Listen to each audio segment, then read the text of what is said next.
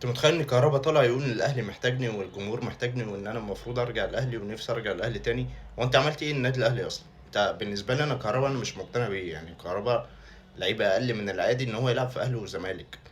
يعني كهربا بالنسبه لي لعيب لقطات، لعيب ماتشين كده، يلعب ماتشين كده يعمل جون ولا اسيست والكلام ده ويعيش عليهم، ولا 6 شهور ويعمل 6 شهور كويسه ويعيش عليهم طول حياته وما بيعملش اي حاجه تاني. فبالنسبه لي كهربا ده يعني لقطه كده وخلاص. يعني اللي قاله امبارح ده لقطه كده عشان نرجع الاهلي عشان هو فري بس مش اكتر. عمري شفته موهوب، عمري شفته يعني بيعمل حاجه للنادي اللي هو بيلعب فيه. يعني كهربا بالنسبه لي لعيب هجاص. يعني انت بتقول الاهلي محتاجني، طب ما هو امام عاشور هيمشي من الاهلي خلاص وبنسبه كبيره ممكن ما يلعبش في الاهلي تاني. طب ما هو يرجع بقى صالح الاهلي بقى، يرجع صالح جمعه تاني بقى. طب ما هو صالح جمعه فري برضه.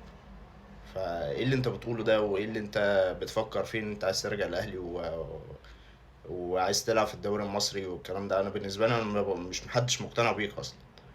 فحاجه غريبه جدا. وفي لعيبه هجاصه في الدوري او بره الدوري كانت بتلعب في الدوري المصري ودلوقتي في الدوري الليبي ولا الدوري القطري.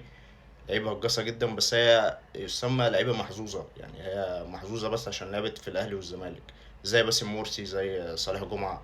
صالح جمعه موهبه يعني كويسه وكل حاجه، وموهبه يعني تحب انت تتفرج عليها، لكن مش مهتم بالكوره اصلا، تفكيره مش في الكوره. لو انت لعيب كويس يعني عقلتك هي برضه هي اللي بتفرق معاك. عقلتك هي اللي هتخليك تبقى كويس وترجع تاني الدوري. فبس كهربا وباسم مرسي صالح جمعة اللعيبة دي كلها العقلية زيرو، عقلية صفر. يعني ما ينفعش اصلا ان هما يلعبوا تاني. فاللعيبة دي كلها بتبقى ما ينفعش ان هي تلعب اصلا تاني، وما ينفعش ان هي تكون موجودة في الدوري ايا كان بقى الدوري ضعيف ولا دوري قوي. بس اللعيبة دي بتاعت فلوس. اللي هو انا معايا فلوس فانا مش مهتم بالكرة اصلا. فانا عادي، انا بس ايه، انا هبقى في الدوري المصري عشان ايه؟ اخد لقطات واجيب كام جون كده واعيش عليهم بقية حياتي كلها وخلاص.